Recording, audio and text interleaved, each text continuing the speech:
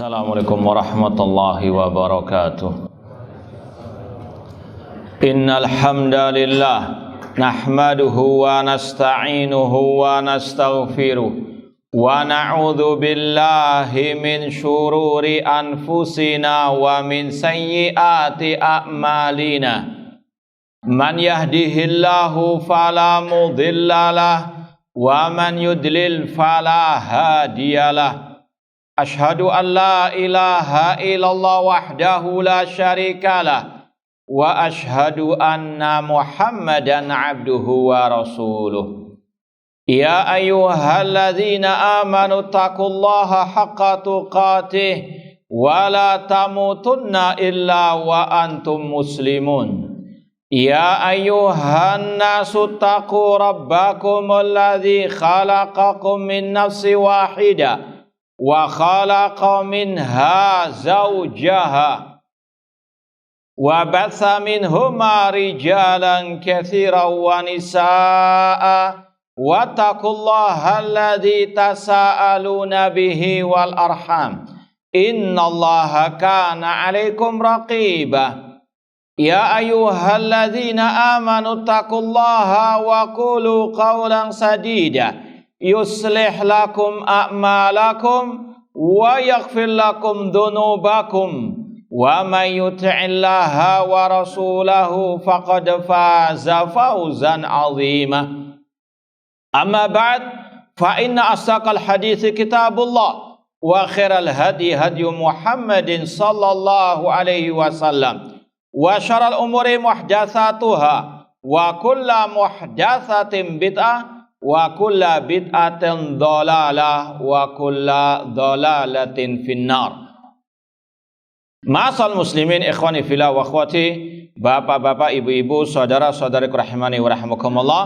Alhamdulillah, segala puji bagi Allah Subhanahu wa taala yang mempertemukan kita kembali dalam kajian kitab Aqidah Al-Imam Asy-Syafi'i rahimahullah taala yang ditulis oleh Fadilatul Syekh Nu'man bin Abdul Karim Al-Watar hafidhallahu ta'ala. Semoga Allah Subhanahu wa ta'ala senantiasa memberikan kepada kita keistiqomahan dalam belajar akidah salaf dan berpegang teguh dengannya sampai akhir hayat kita nanti.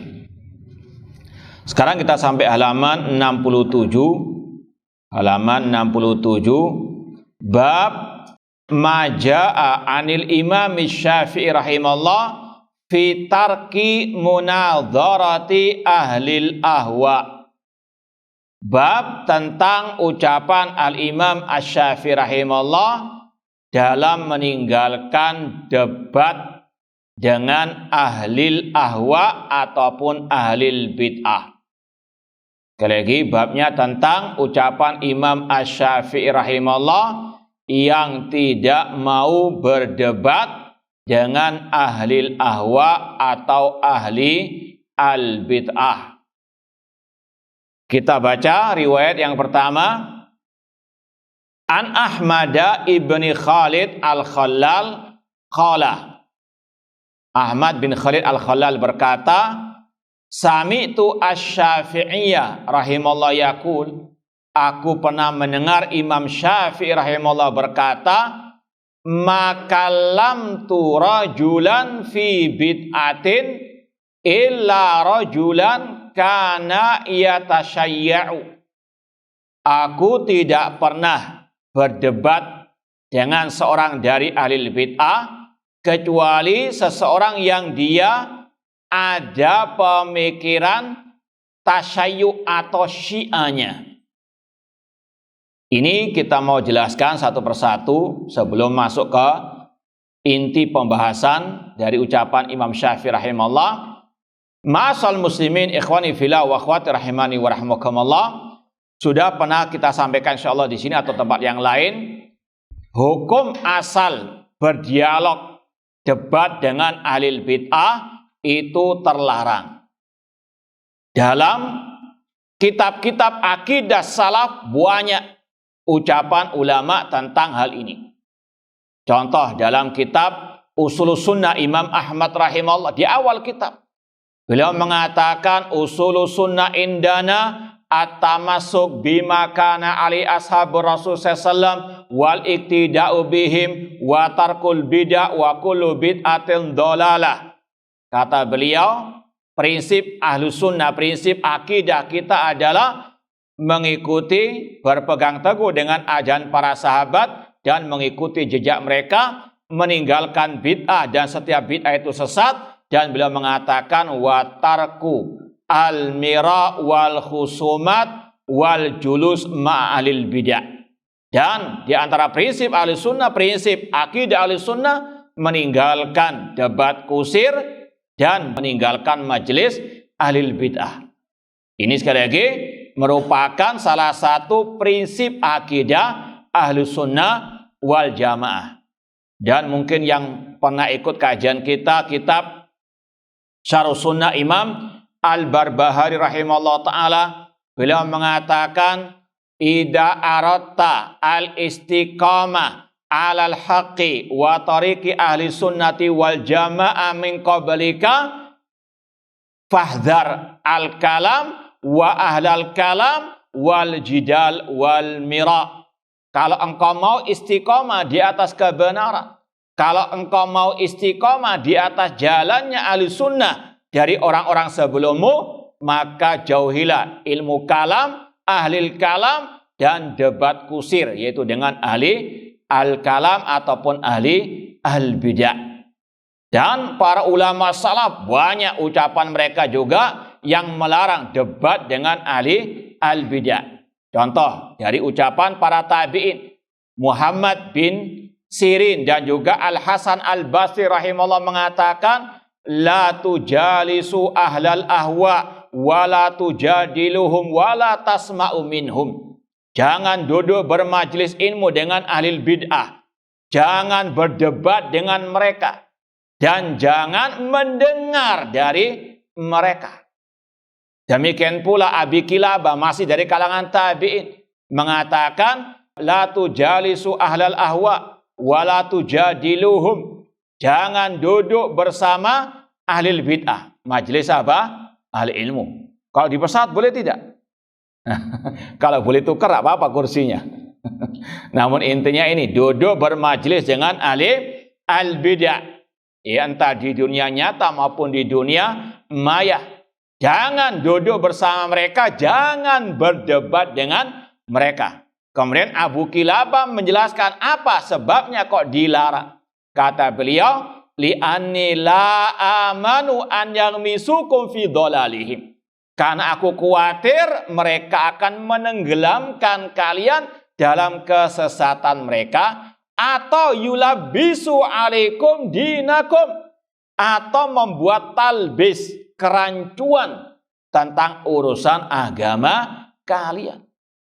Ini sekali lagi ijma' as-salaf Ahlus Sunnah wal Jamaah melarang duduk bermajelis dan debat dengan ahli al-bid'ah, kecuali kalau ada kemaslahatannya. Ini sama dengan istilah babi itu haram kecuali kalau apa? Darurat. Paham? Jadi ini demikian. Hukum asalnya haram. Duduk ataupun bermajelis ataupun berdebat dengan ahli al-bid'ah. Kecuali kalau ada kemaslahatan, dengan tentunya ada perinciannya. Tidak sembarangan. Makanya dalam nas, ayat atau hadis atau ucapan salaf memang ada dua sisi, ya, yang terkadang banyak yang salah memahaminya. Yaitu dari satu sisi ada nas yang melarang debat, di sisi lain ada nas atau ucapan salaf yang membolehkan, bahkan mereka juga apa? Mempraktekkan debat dengan ahli al-bid'ah. Contoh, kalau dalam nas ada ayat yang mencela debat, ma yujadilu fi ayatillah illa alladziina kafaru. Tidaklah yang mendebat ayat-ayat Allah kecuali orang-orang kafir. Rasul mengatakan, abghadur rijal ilallah al-aladul khasim. Orang yang paling dibenci oleh Allah yang suka debat. Ini ayat, hadis, dan ucapan salaf tadi jelas melarang. Namun ada nas yang membolehkan. Ud'u ila sabil rabbika bil hikmati wal mau'izatil hasanah wajadilhum billati hiya ahsan. Bahkan juga dalam ayat Allah juga banyak menceritakan kisah para anbiya debat dengan kaumnya ataupun orang-orang di zamannya. Siapa yang ingat? Debat yang disebutkan dalam Al-Quran. Terutama dari kalangan al-anbiya. Banyak. Nah, yang paling masyhur mungkin.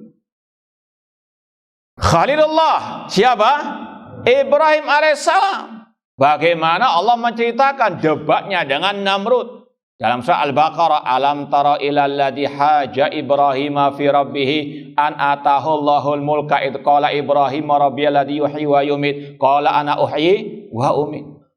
Demikian pula debatnya Nabi Ibrahim dengan kaum Sabi'ah penyembah bintang-bintang. Falamma janna alaihi ra'a kaukaba qala hadza rabbi falamma afala qala la uhibbul afilin. Di surat Al-An'am ayat ke-70-an itu. Kata Imam Ibnu Katsir, ini adalah apa? Debatnya Nabi Ibrahim dengan kaumnya. Ini sudah pernah kita sampaikan berulang kali.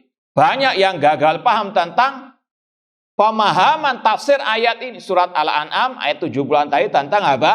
Nabi Ibrahim berkata ketika malam telah datang, falamma janna alaihi ra'a kaukaba, beliau melihat bintang-bintang. Seraya mengatakan ini adalah Rabbku. Ketika bintang itu tenggelam, Ibrahim mengatakan, aku tidak suka dengan yang tenggelam. Dikira ini adalah apa? Hakikat Nabi Ibrahim mencari Tuhan. Naudzubillahi min dzalik. Gimana Nabi apa yang sudah berdakwah, mentahdzir umatnya, bahkan ayahnya dari kesyirikan, kok masih dikatakan mencari hakikat Tuhan? Ini pelecehan kepada Nabi Ibrahim alaihissalam. Imam Ibnu Katsir, nanti antum lihat dalam tafsir ayat ini, beliau mengatakan ini adalah apa?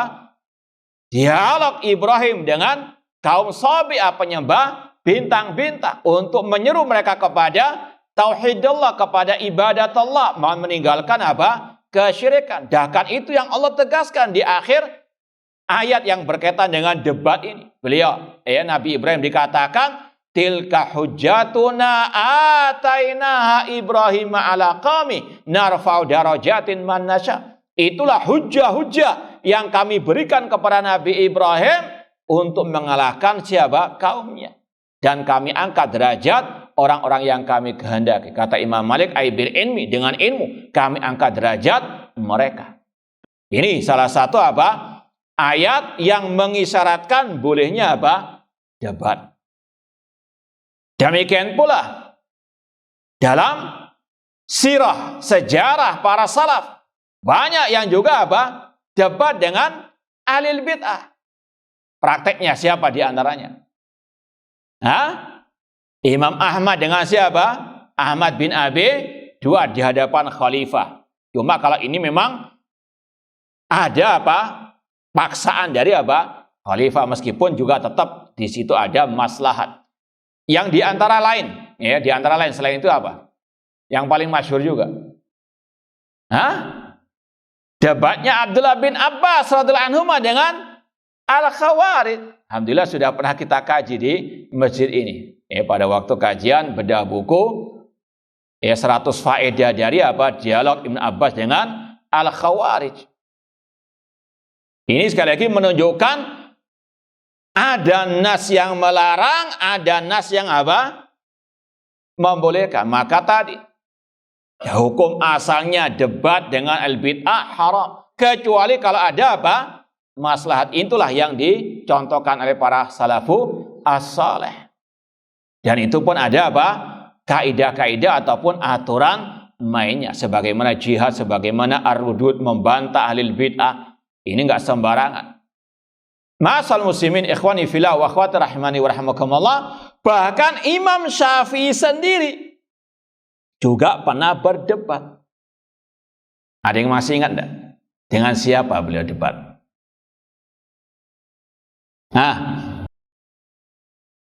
Khususnya masalah akidah.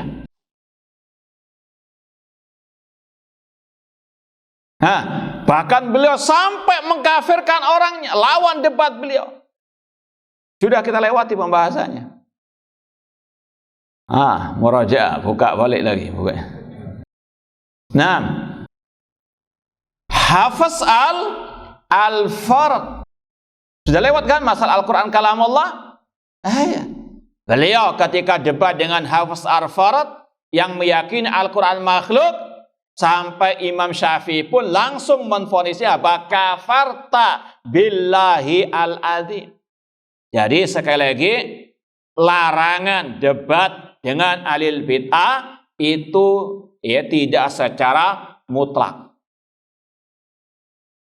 Secara asal, ini sekali lagi hukum asalnya haram, kecuali kalau ada apa? Kemaslahatannya. Masal muslimin ikhwani fillah wa akhwati rahimani wa rahimakumullah. Kemudian yang berikutnya kalau mau diperinci lagi, oleh karena itulah para ulama menyebut, kalau antum mungkin pernah belajar kitab Syarah Lum'atul I'tiqad oleh Syekh Muhammad bin Utsaimin, disebutkan ada debat yang terpuji, ada debat yang tercela. Maka dari sinilah boleh debat tadi kalau ada apa? Kemaslahatannya. Ini ada apa? Syurutnya. Di antaranya masalah niat. Ada 3 poin yang paling penting dalam masalah ini. Kalaupun dikatakan ada maslahatnya, ada 3 poin penting yang harus dicatat oleh seorang yang berdebat dengan ahlul bid'ah. Yang pertama masalah apa? Niat. Tentunya niatnya untuk ihqaqil haq, menegakkan kebenaran, ibtal batil, untuk membatalkan kebatilan. Niatnya harus ikhlas lillahi ta'ala, bukan untuk mencari sensasi atau popularitas atau untuk mencari banyak follower dan seterusnya. Niatnya betul-betul li'la kalimatillah. Kemudian yang kedua yang perlu diperhatikan masalah apa yang mau dibahas, maudhu, temanya itu apa. Kalau sudah berkaitan dengan masalah yang tidak mungkin dibahas, masalah hal-hal yang gaib, yang memang nggak ada dalilnya, maka haram. Kemudian yang ketiga, tentang orang yang berdebat. Anda mau berdebat dengan siapa? Dia ahli bid'ah yang memang tidak ada kemaslahatan, baik untuk dirinya atau orang lain. Nanti akan ada ungkapan dari Imam Syafi'i yang akan kita bacakan juga dari kitab yang lain. Ikhwani fillah wa akhwati rahimani wa rahimakumullah. Kata para ulama bahwasanya yang didebat dari ahli bid'ah itu sekali lagi kalau ada kemaslahatannya baik dari sisi ahli bid'ah itu sendiri atau dari para pengikutnya. Dari sisi ahli bid'ahnya itu kalau dia memang baru terkena syubhat. Makanya Imam Asy-Syafi'i mengatakan la ujadilu man kana muqiman ala bid'atihi. Aku tidak mau berdebat dengan orang yang mukim di atas bid'ahnya. Apa arti mukim itu? Lawannya apa? Musafir. Artinya memang ada dari sisi kata-kata mukim, artinya yang memang sudah apa? Mendarah daging kebid'ahan itu. Kata Imam Syafi'i, aku nggak mau berdebat dengan orang yang sudah apa? Mendarah daging kebid'ahan dalam dirinya. Kata Imam Baihaqi dalam syarahnya, maka yang didebat oleh beliau hanyalah yang apa? Baru terkena syubhat. Paham? Jadi sekali lagi, ini yang beliau tekankan bahwasanya ahlul bid'ah itu kalau dicari kemaslahatan dari ahlul bid'ahnya itu pun kalau dari yang apa? Baru kena syubhat. Bukan yang sudah apa? Berpuluh-puluh tahun kebid'ahan itu bercokol dalam dirinya. Atau kemaslahatan dari sisi pengikutnya. Iya, ahlul bid'ah itu nggak akan mungkin tobat, nggak mungkin rujuk kepada kebenaran. Namun apa? Para pengikutnya ini yang diharapkan apa? Untuk rujuk. Makanya ulama mengatakan kalau bisa debat itu di kandangnya mereka. Jangan di kandang apa? Kandang sendiri. Ini bukan masalah berani atau enggak berani. Masalahnya hati-hati kalau Anda tidak terkena syubhat mereka, pengikut Anda yang terkena apa? Syubhatnya. Maka lebih baik mereka yang apa? Disampaikan kebenaran. Barangkali ada apa? Petunjuk Allah yang diturunkan kepada mereka. Sebagaimana kisah tadi, Abdullah bin Abbas langsung mendebat Khawarij di apa? Kandang mereka, di markas mereka. Dalam riwayat ada yang mengatakan 2.000 yang tobat, ada yang mengatakan 20.000. Intinya tadi, kalau bisa di kandangnya mereka. Paling tidak kalau mungkin tokohnya nggak mendapatkan hidayah, pengikutnya. Makanya banyak ulama yang melarang debat dengan ahlul bid'ah di televisi atau di apa? Tempat-tempat umum, karena yang pertama tadi banyak orang-orang awam yang mungkin terkena apa? Syubhat. Kita pakai bahasa dalil qala Allah wa qala Rasul, cuma mereka pakai bahasa perasaan, baper. Ya, dan orang-orang awam kebanyakan apa? Baperan. Justru apa? Akan terkena syubhat al-bidah. Paham ya? Maka sekali lagi hati-hati. Yes. Masalah munadhar alil ahwa alil bidah, ini masalah usulu al-aqidah, usulu ahli sunnah, nggak boleh sembarangan. Masal muslimin ikhwani fillah wa akhwati rahimani wa rahmakumullah. Kemudian para ulama menjelaskan ada 3 sebab kenapa kok dilarang debat dengan ahli al-bidah. Yang pertama tadi, karena kebanyakan dari mereka tidak mungkin taubat. Sebagaimana yang sudah masyhur dari ucapan ulama salaf seperti Sufyan Ats-Tsauri, al-bid'ah ahabbu ila iblis minal maksiyah. Bid'ah lebih disukai oleh iblis daripada maksiat. Al-maksiyatu yutabu minha wal bid'atu la yutabu minha. Secara umum pelaku maksiat dia merasa bersalah, dia ingin taubat. Namun ahlul bid'ah nggak mungkin merasa apa? Bersalah, nggak mungkin mau taubat secara umum ya. Secara global, al-ghalib. Ya, meskipun tetap ada 1, 2 dan seterusnya yang taubat dari apa? Kebid'ahannya menuju kepada as-sunnah. Di antaranya Al-Imam Abul Hasan Al-Asy'ari. Pertama jatuh ke dalam akidah Mu'tazilah. Ini bukan 1 tahun, 2 tahun, 40 tahun beliau ikut menjadi apa? Tokohnya Mu'tazilah, pengikut Mu'tazilah. Allah berikan hidayah. Meskipun apa? Masih masuk ke fase yang kedua, kullabiyah. Hanya menetapkan 7 sifat saja. Namun terakhir apa? Beliau tobat dari Mu'tazilah kullabiyah menjadi ahli sunnah. Paham? Jadi sekali lagi, kenapa kok tidak boleh debat dengan ahli bid'ah? Nggak ada faedahnya. Karena apa? Karena banyak mereka apa? Nggak mau tobat. Sedangkan Allah mengatakan, wadzakir inna fa'atid dzikra. Berilah peringatan kalau peringatan itu apa? Bermanfaat. Kalau nggak ada manfaat, ngapain? Paham? Ya, menghabiskan apa? Waktu saja. Kemudian yang kedua, kenapa kok salaf melarang debat dengan ahli al-bid'ah? Man'an li syuhratihim. Jangan sampai menjadi iklan gratis untuk mereka. Paham? Apalagi sebagai tokoh ahlus sunnah. Debat dengan yang baru muncul dari ahli bid'ah. Paham? Maka apa? Ini yang awalnya tenggelam menjadi tersohor. Apalagi dengan dunia medsos sekarang ini. Maka ulama salaf apa? Menutup pintu rapat-rapat. Biarkan mereka mati dengan bid'ahnya. Kul mutu bi ghairikum. Ya usah apa? Di debat. Paham? Ini dalam rangka apa? Jangan sampai menjadikan mereka tersohor. Nanti akan menjadi tersebar syubhat mereka ataupun nama mereka tersohor. Paham? Yang ketiga, tadi sebagaimana kata Abu Kilabah, kenapa kau dilarang debat dengan al-bid'ah? Takut terkena apa? Syubhat. Kata Imam Dhahabi rahimahullah, al-qulubu dha'ifa wa syubha khattafa. hati itu lemah, sedangkan bid'ah itu cepat menangkap, syubhat cepat menarik. Maka ini yang dikhawatirkan oleh para ulama as-salaf. Nah, ini sekedar mukaddimah secara global tentang hukum berdialog dengan ahli al-ahwa atau ahli bid'ah. Kalau antum ditanya siapa sih ahli bid'ah itu? Nah, apa jawabannya?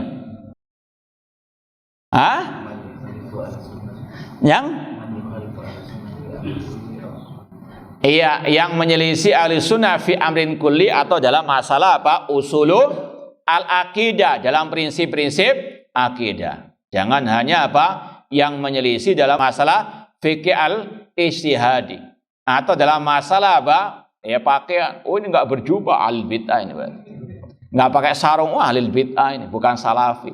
Paham? Bukan itu. Sekali lagi, ini harus dipahami, ahlu sunnah bedanya dengan al-bid'ah dalam masalah apa? Usulu al-aqidah. Nah, kemudian kita baca ucapan Imam Syafi'i lagi. Tadi beliau mengatakan, maka lam turajulan fi bid'atin illa rajulan kana yatasyayya.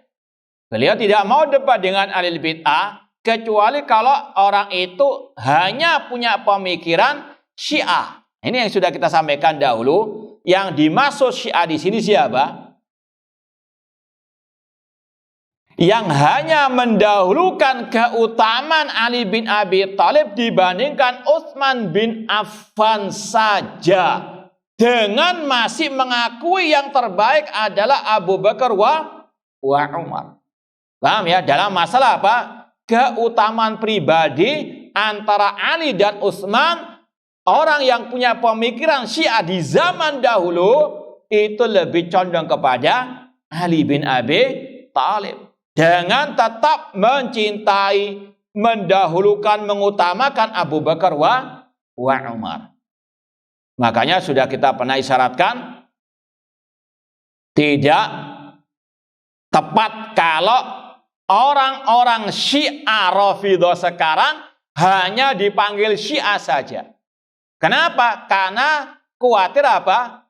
Tercampur adukkan dengan Syiah di zaman dahulu yang jauh lebih baik daripada yang sekarang. Mereka yang terkena pemikiran Syiah dahulu, seperti sebagian perawi-perawi al-hadis, itu hanya punya pemikiran Ali bin Abi Thalib lebih baik daripada Utsman dalam masalah kepribadiannya, namun tetap Abu Bakar wa Umar yang terbaik di antara keduanya tadi, Ali dan Utsman. Paham ya? Itu saja. Makanya dahulu sama kita sampaikan, hati-hati dengan misionaris Syiah Rafidhah qatalahumullah, yang mereka mengatakan, kenapa kalian kok membenci Syiah? Padahal rawi-rawi Sahih Bukhari Muslim ada pemikiran Syiahnya, ada tasyayu'nya. Dikira apa? Ya, Syiah yang dulu sama dengan yang ada sekarang, yang mereka mencaci maki Abu Bakar wa Umar, bahkan mengkafirkan, bahkan ya melecehkan Al-Quran dan seterusnya. Beda. Makanya Imam Syafi'i mengatakan tidak mau debat kecuali yang ada apa? Tasyayu'nya, yaitu yang tadi, hanya mengutamakan Ali dibandingkan Utsman dalam kepribadian, bukan masalah apa? Kekhalifahan. Kalau masalah kekhalifahan beda lagi. Kalau ada yang mengutamakan Ali dalam masalah kekhalifahan, ini kata Syekhul Islam, ad-darru min himari ahlihi, lebih sesat daripada keledai.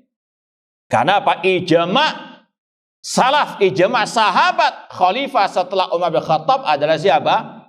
Utsman, bukan Ali. Namun ini pembahasannya masalah kepribadian saja antara Ali dan Utsman. Siapa yang lebih utama? Kalau yang mengutamakan Ali, ini yang dinamakan apa? Dahulu ya, orang ini punya pemikiran at-tasyayyu'. Makanya ada istilah kata ulama, hulu tasyayyu' wa tasyayyu' bila hulu. Ya. Hulu tasyayyu' yang ekstrim, yaitu Syiah Rafidhah. Ada pula tasyayyu' bila hulu, Syiah yang tidak ekstrim, yaitu yang dimaksud tadi, yang hanya mengutamakan Ali dalam kepribadiannya dibandingkan Utsman, dengan tetap mengutamakan Abu Bakar wa Umar dibandingkan Ali dan Utsman. Paham tuh? Paham tak? Baik, hati-hati. Jadi sekali lagi, Imam Syafi'i di sini memaksudkan dengan kata-kata tasyayyu yang tadi hanya punya pemikiran Ali lebih utama dalam kepribadiannya dari Utsman bin Affan. Dan sudah sempat kita juga sampaikan bagaimana ucapan Imam Syafi'i yang keras kepada Syiah Rafidhah. Ma ra'aitu qauman min ahlil ahwa asyadda bizur minar Rafidhah. Aku belum pernah melihat sekelompok pengekor hawa nafsu yang lebih berdusta daripada kelompok Syiah Rafidhah. Beliau membedakan antara yang ada tasayyu'nya dengan yang apa? Rafidhahnya. Nah, kita lanjutkan riwayat yang berikutnya. Wa anir Rabi' bin Sulaiman al-Muradi qala sami'tu Syafi'iyya yaqul. Dari Ar-Rabi' bin Sulaiman al-Muradi, beliau berkata, aku mendengar Imam Asy-Syafi'i rahimahullah berkata, al-mira'u fid din yuqassil qalba wa yurithu ad-dhaghaina. Debat dalam urusan agama itu bisa mengeraskan hati dan bisa mewariskan hasad, iri dan dengki. Oleh karena itulah para ulama membahas tentang adab-adab dalam al-munadharah, dalam berdebat. Tadi sudah kita sampaikan, kalau temanya pembahasan masalah hal-hal yang gaib, ya, masalah akidah secara asal terlarang.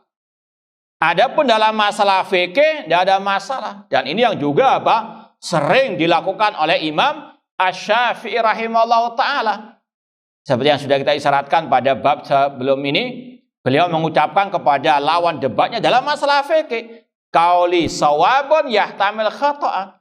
Ucapanku sekarang, pendapatku sekarang ini itu benar menurutku, namun bisa kemungkinan salah. Wa qauluka khata' yahtamil shawaban. Namun ucapanmu ini sekarang aku anggap salah, namun kemungkinan bisa apa?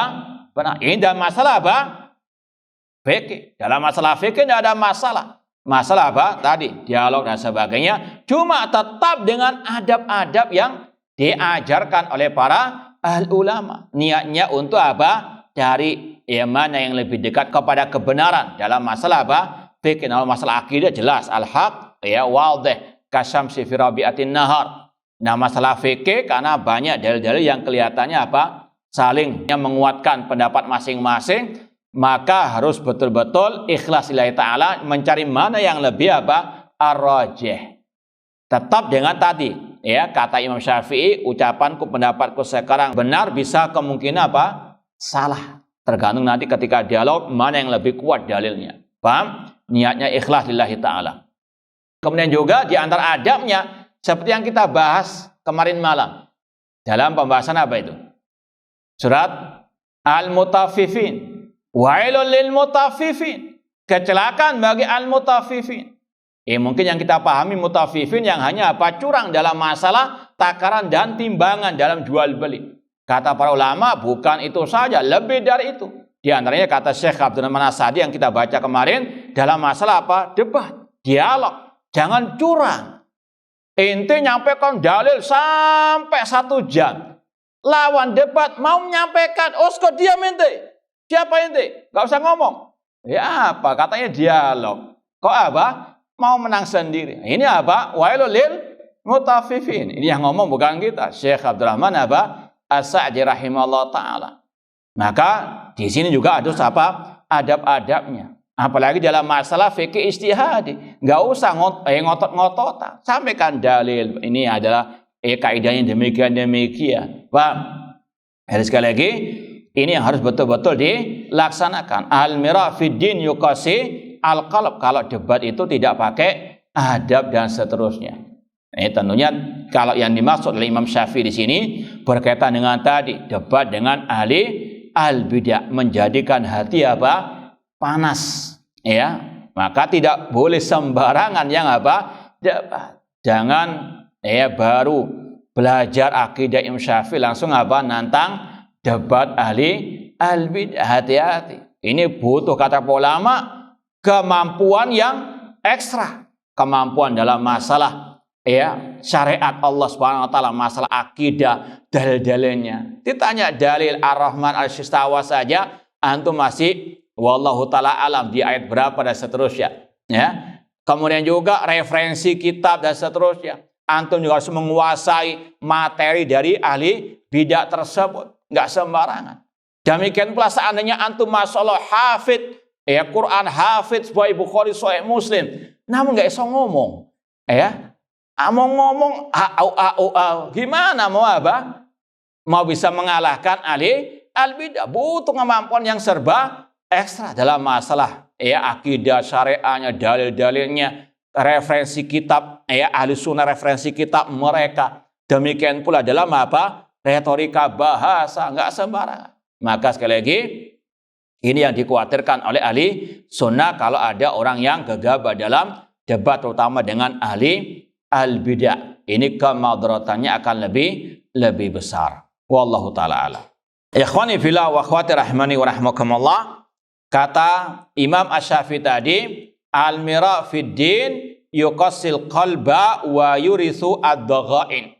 Debat kusir dalam urusan agama bisa mengeraskan hati dan mewariskan hasad, iri dan dengki. Apalagi kalau apa? Lawan debatnya kalah, lawan debatnya nggak paham apa yang dia omongkan. Maka apa?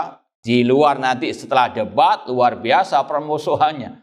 Maka hati-hati. Ya, sekali lagi jangan sampai maju ke medan debat dengan mereka kecuali dipikirkan matang-matang dari segala apa? Sisinya. Apalagi ahli bid'ah menghalalkan segala cara, tidak tahu al-halal wal haram. Ya, inginnya apa? Menjatuhkan lawannya. Na'udzubillahi min dzalik.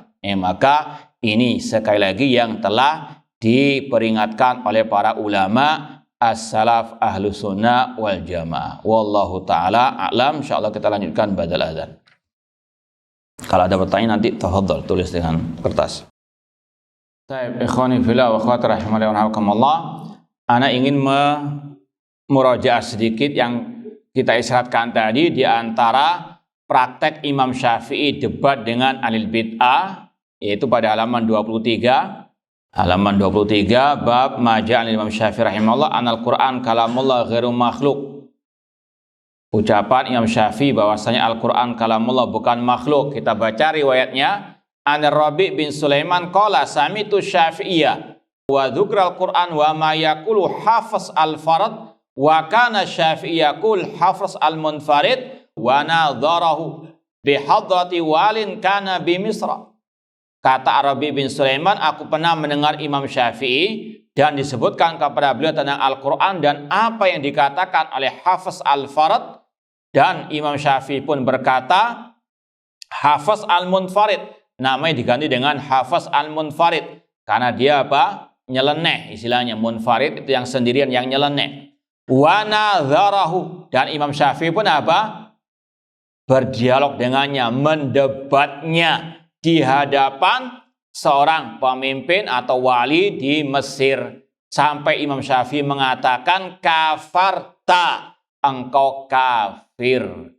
Ini sekali lagi Imam Syafi'i melarang debat dengan ahli bid'ah, sekali lagi kalau memang kerusakannya lebih banyak daripada apa? Kemaslahatannya. Namun kalau kemaslahatannya lebih banyak, maka Imam Syafi'i pun membolehkan dan beliau pun apa? Mempraktekkan, dan beliau memang apa? Ahlinya. Dan beliau juga yang berwenang untuk apa? Menvonis kafir individu. Jangan apa? Ya, mengikuti Imam Syafi'i masalah apa? Mengkafirkan orang apa yang antum ajak debat. Ya, sekali lagi ngoco. Baik. Ini ada pertanyaan. Yang pertama, apabila ada seorang dai yang doyan bermesra-mesraan dengan ahli bid'ah, bolehkah kita menganggap sang dai itu bermasalah atau menyimpang tanpa kita mengetahui mengapa sang dai melakukan hal itu? Ini seperti yang sudah sering kita sampaikan, bedakan antara watak dengan apa? Watu. Kalau memang wataknya dan itu sudah berulang kali selfie dengan ahli al-bid'ah, bahkan bukan hanya ketemu papasan, bahkan ziarah ke rumahnya, naudzubillah min dzalik. Maka sekali lagi memang ini sudah apa? Manhajnya yang sudah rusak. Ditambah lagi ucapannya juga memuji sebagian kelompok-kelompok sesat, kesalahannya tidak signifikan dan sebagainya. Maka sekali lagi memang itulah manhajnya, nggak usah apa tabain itu kalau memang tidak apa jelas kebiasaannya ataupun manhajnya. Kalau sudah jelas seperti itu, maka sekali lagi memang itulah kerusakan dalam manhajnya. Nah, contoh ilmu kalam saat ini, sebagaimana kita sampaikan, ilmu kalam definisinya adalah apa? Ilmu yang digunakan untuk menetapkan akidah hanya berlandaskan apa? Logika. Seperti yang dipakai oleh kelompok Jahmiyah, kelompok Mu'tazilah ataupun kelompok Asy'ari atau yang semisal dengan mereka. Akal dijadikan sebagai apa? Tolak ukur segalanya. Kalau ada dai yang seperti yang pernah kita sampaikan dahulu mengatakan kita ini harus merdeka apa pemikirannya. Seperti orang-orang yang mengikuti ajaran-ajaran filsafat. Filsafat dalam urusan agama di sini. Maka itulah ilmu kalam, karena ilmu kalam lahir daripada ilmu apa? Filsafat. Bahkan sekarang ini namanya kurikulum ilmu tauhid, mereka namakan dengan ilmu apa? Ilmu kalam, ilmu mantik, ilmu filsafat dan sebagainya. Maka itulah yang sekali lagi dikecam oleh para ulama Ahlussunnah, diantaranya oleh Imam Asy-Syafi'i rahimallahu ta'ala. Apa bukti atau dalil jika Syiah yang dimaksud tadi berbeda dengan Syiah Rafidhah? Kalau mau referensi lebih lengkapnya, ada kitab yang ditulis oleh Syekh Ibrahim Ar-Ruhaili, Al-Intisar Lis-Sahbi Wal-Al, bantahan kepada kelompok Syiah Rafidhah dan sebagai pembelaan terhadap para sahabat Rasulullah SAW. Dibawakan di situ ucapan Imam Az-Zahabi, dan juga ucapan Syekhul Islam Ibnu Taimiyah rahimahullah. Insyaallah kalau semoga nggak lupa, pertemuan akan datang kita akan bawakan kitab itu, akan kita bacakan. Nah,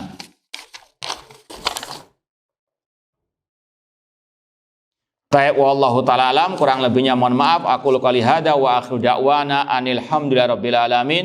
Wassalamualaikum warahmatullahi wabarakatuh.